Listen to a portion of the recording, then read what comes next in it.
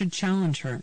But the thing that bothers me the most is that, like her husband, she can never own up to mistakes without dragging other people, living or dead, into the controversies. First, the Clinton White House raised the specters of JFK and Thomas Jefferson and their paramours to excuse Bill Clinton cavorting in the Oval Office. And then Hillary corralled Colin Powell to excuse her unseemly email setup, even though she was operating under very different rules in a very different internet climate. Powell was not using his own homebrew server. I do not want to continuously hear, "Everybody else does it." I want a leader to say, "I did it, and it was wrong, and I'm sorry." As JFK once reminded his audience, an error doesn't become a mistake until you refuse to correct it. My sister teases me about my zigzaggy political trajectory. I first put my toe in political waters at 19 years old when, like all young Irish Catholics, I was eager to cast my first vote for JFK, who had beat back all the bigoted contentions that there would be a secret tunnel between the White House and the Vatican, and that a President Kennedy would take his orders from the Pope. But then came November 1963, and my chance to cast that vote disappeared with an assassin's bullet. Instead, I found myself standing in the chill in front of St. Matthew's Cathedral, listening over speakers as Cardinal Cushing gave his eulogy at President Kennedy's funeral mass. I was also, remarkably, at the Ambassador Hotel in Los Angeles the horrible night Bobby Kennedy was assassinated. Another Kennedy I yearned to vote for, who died far too young. Not wanting to support LBJ, I joined the Young Republicans, and like Hillary Clinton, became a Goldwater girl, and enthusiastically cast my first vote for Barry Goldwater. My dad had helped me buy my first new car, a white convertible with blue interior, and I was very proud to put a Goldwater sticker on the bumper. It was not on there a week when I came out of a restaurant in downtown D.C. to find my top slit in several places and vile words written all over the car in lipstick, a precursor to internet trolls. That campaign was where I learned how vicious TV political ads could be, as America watched a little girl picking a daisy as a nuclear bomb exploded in the background, an image LBJ used to convey what could happen with a Goldwater presidency. The ad was revived on cable TV in June, when Hillary gave a speech in San Diego about how Trump was too dangerous and erratic to trust with the nuclear codes. Jimmy Carter won my vote, running as a man of the people, but 2-hour gas lines and darkened Washington monuments sent me scurrying back to the Republican side. I had lived in California when Ronald Reagan was governor and thought he was excellent in swiftly pulling the state out of the red. So I was more than ready to switch back and give him my full support when he threw his hat in the presidential ring. My dad was a Truman Democrat, but after he died, my mom and I became charter Reagan Democrats.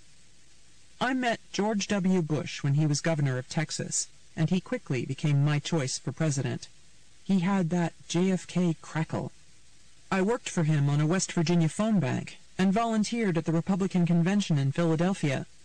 I crashed in my sister's hotel room, but she ordered me to leave my W stands for women sign in the hall. Over a long sybaritic lunch, the late New York Times political correspondent Johnny Apple assured me that W would win the election and be a popular chief executive. But then came 9/11, the Iraq War, and Dick Cheney. W should have listened to his father. In 2008, I got swept up in Obama fever. I helped my sister throw an inaugural party that was so crowded and chaotic that somehow Tom Hanks got stranded outside in sub-freezing weather yelling for a beer. But I got to meet Anderson Cooper while I was making little sandwiches in the kitchen, so it was all worth it. I believed, like everyone else, that Barack Obama's election would ease racial tension in our country. Instead, we are more divided than ever. After a trip to Cuba last spring, I became fascinated by Che Guevara, and Maureen was astonished that I was going to morph from Democrat to Republican to Democrat to Republican to Democrat to Communist. But it was only Che's Irish heritage that enraptured me. I did end up going socialist briefly, though. On June 14th, in the D.C. primary, the last in the nation, I cast my vote for Bernie Sanders as the anti-Hillary. I agree that Donald Trump sometimes goes too far with his rhetoric, and his personal insults make me cringe. But that, in my opinion, is bravado. I jumped off the Trump train when he insulted the wife of Ted Cruz with a retweet, and returned only after he offered a rare apology for it in my sister's column. I don't think he meant to be bigoted when he complained that Judge Curiel was biased in the Trump University suit. I think it was a calculated Trump move to put the onus on the judge and get his way. I yearn to channel Jiminy Cricket to give Trump a new conscience and keep him away from his Twitter account, or to whisper in his ear when he is about to attack someone unnecessarily. This is especially true when he attacks members of the GOP. I'm still going back and forth on voting for him, rocked by each new cherry bomb he tosses out on the internet and on TV. But as we enter into the final rounds of this presidential contest, my belief remains that Donald Trump is a good person on the inside, and that the outside will eventually fall into place. He would not have the love and support of 5 exceptional children if this were not true. His family is a tribute to him, so he must be doing something right. Now, he needs to follow their example.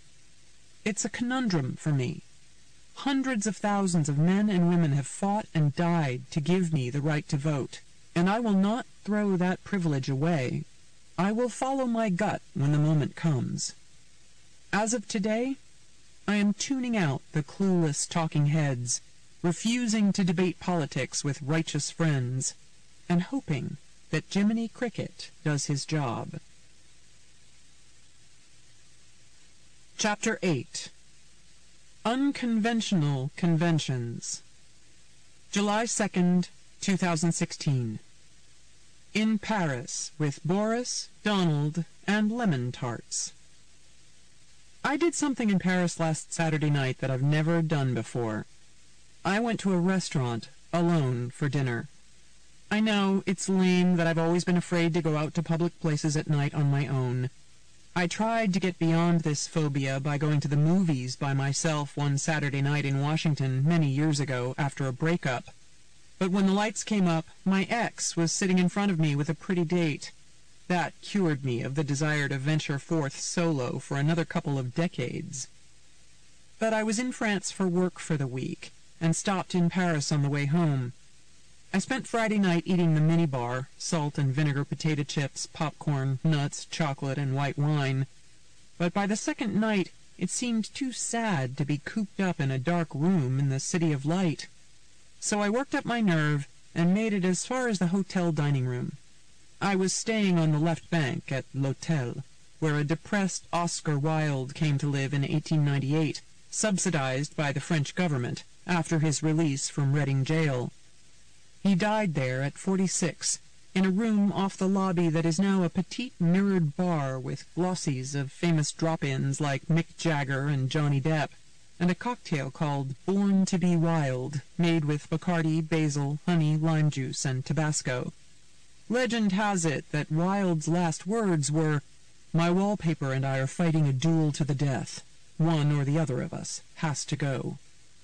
The wallpaper is now ruched gray silk, so Wilde would no doubt like it, and the worn carpet is a suitably wild leopard print.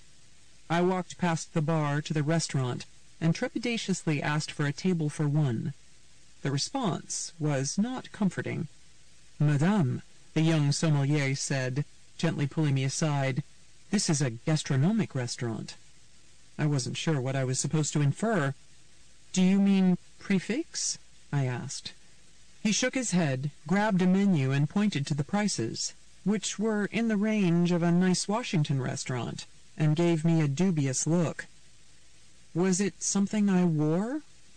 I had changed out of jeans and put on a flowered Diane von Furstenberg sundress and a striped seersucker J. Crew jacket. They did clash a little, but clashing prints are supposed to be in. Perhaps not in Paris. Did he think I should go out for Le Big Mac or a Royale with cheese? I muttered something about running out of food in my room. "Oh, "You're in the hotel?" Valentine the sommelier asked. Then he went off to huddle with his boss, Philippe, the restaurant director, and came back. "All right," he said, pointing to a table with striped love seats. "You can sit here." As I ate my avocado and yuzu mousse and braised turbot with aniseed fragrance and maritime aster leaf, accompanied by Valentine's hand-picked burgundy, I looked around. There were 10 tables, nearly all with couples.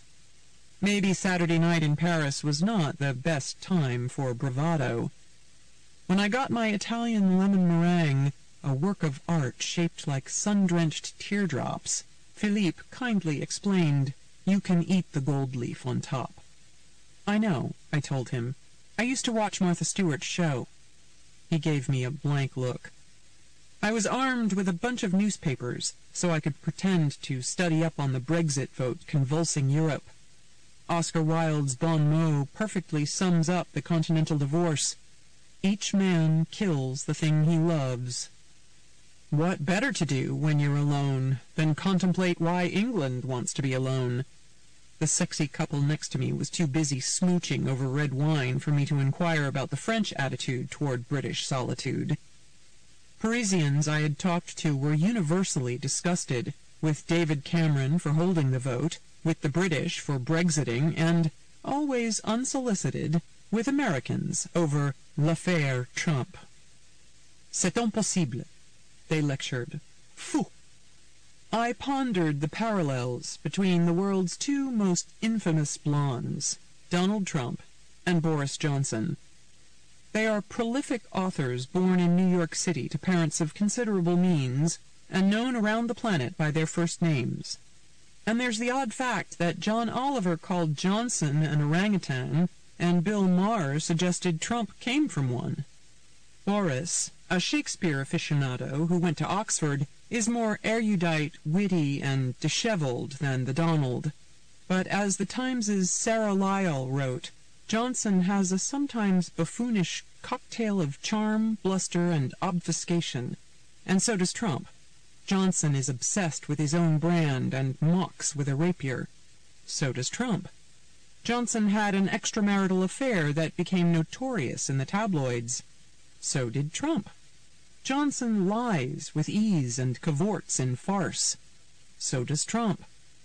Preferring grandiosity and PR stunts to policy details, Johnson has stumbled on his hubris, lack of preparation, and disorganization. So has Trump. Johnson was abandoned and knifed by many in his own party. So was Trump. True friends stab you in the front, as Wilde said. Like Trump, Johnson brilliantly and cynically played to older white voters and rode a wave of xenophobia, anti-elitist, anti-immigrant, they're taking what's ours begrudging. As Lyell wrote, Johnson, leading the Leave contingent, had a talent for making things up and taking a kernel of information about Brussels' ineptitude and spinning it into a broad negative narrative. Just so, Trump can amplify a few crimes by undocumented Mexican immigrants and spin them into an indictment of an entire nation. As with Hillary and the more compulsively watchable Trump, Cameron and the more compulsively watchable Johnson started off as friends, and then found themselves in opposite corners for a spectacularly nasty fight. As with Trump, Johnson was not trusted by many to do the job, or seen as having a real plan besides chaos and the fearful message that they are stealing everything we built. After spinning up his storm, Boris failed to seize the moment, acting sheepish and almost repentant as he backtracked on some crucial Brexit promises. After spinning up his storm, Donald also failed to seize the moment. He has failed to cement Republican support and raise his game to a mature, knowledgeable level. Trump wasn't sheepish about herding the crowd with demagogy, but he has been looking a bit nervous, confronted with a scenario where he could become a losing brand. You can write off the success of Johnson and Trump with older white voters to self-defeating nostalgia. But there are painful interlocking identity crises roiling, with young pitted against old, and long simmering resentments against leaders who haven't recognized the pain of globalization or the yearning for national exceptionalism. Many Brits don't like being dictated to by bureaucrats in Brussels, and many Americans wonder, if we can no longer win any war and build the best stuff, who are we? Both parties are having identity crises as well. Republicans despairing at a BuzzFeed story about alleged Trump eavesdropping on guest and staff phones at Mar-a-Lago can take heart that Bill Clinton still has a talent for getting himself, and the wife he supposedly wants to help, in trouble. Bill's having a Phoenix airport 30-minute meet-cute with the Attorney General in charge of the FBI investigation on Hillary's emails was a debacle for all three of them. How could the guy with the gold-plated political instincts not see the problem with trooping across the tarmac to surprise Loretta Lynch with a visit? It's part of a bizarrely predictable cycle of the Clintons. Just when things seem to be going well, they squander the advantage. "I am just flabbergasted by it," Trump said. "I think it's amazing. I've never seen anything like that before." For once, he may not be exaggerating. July 9th, 2016. The Clinton contamination. It says a lot about our relationship with Hillary Clinton that she seems well on her way to becoming Madam President because she's not getting indicted. If she were still at the State Department, she could be being fired for being, as the FBI director told Congress, extremely careless with top-secret information. Instead, she's on a glide path to a big promotion. And that's the corkscrew way things go with the Clintons, who are staying true to their reputation as the Tom and Daisy Buchanan of American politics. Their vast carelessness drags down everyone around them, but they persevere and even thrive. In a mere 11 days, arrogant, selfish actions by the Clintons contaminated 3 of the purest brands in Washington, Barack Obama, James Comey, and Loretta Lynch, and jeopardized the futures of Hillary's most loyal aides. It's quaint, looking back at her appointment as Secretary of State, how Obama tried to get Hillary without the shadiness, which is what we all want, of course. The president and his aides attempted to keep a rein on Clinton's State Department, refusing to let her bring in her hitman, Sidney Blumenthal. But in the end, Hillary's goo got on Obama anyhow. On Tuesday, after Comey managed to make both Democrats and Republicans angry by indicting Clinton politically but not legally, Barry and Hillary flew to Charlotte, North Carolina for their first joint campaign appearance.